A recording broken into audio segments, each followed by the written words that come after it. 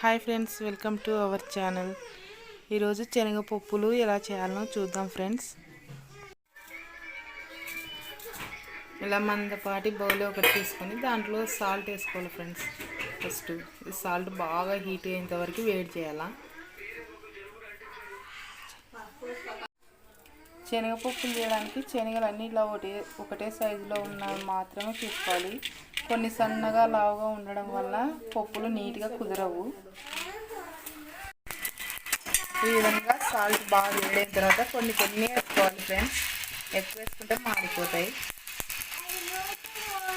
కలుపుతూనే ఉండాలి, అట్లనే ఉంటే మాడిపోతాయి, నల్లగా అయిపోతాయి. ఇట్లా సాల్ట్లో వేసి కలుపుతూనే ఉండాలి.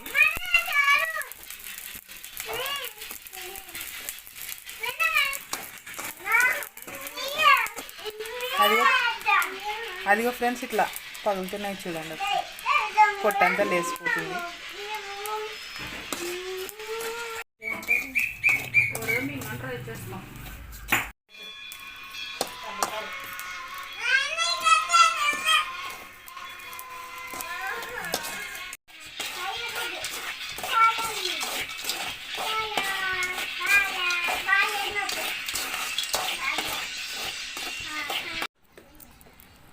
ఫైనల్గా మన పప్పులు రెడీ అయినాయి ఫ్రెండ్స్. సేమ్ టు సేమ్ బయట మనకు దొరికేలాగానే ఇంట్లోనే తయారు చేసుకోవచ్చు ఫ్రెండ్స్.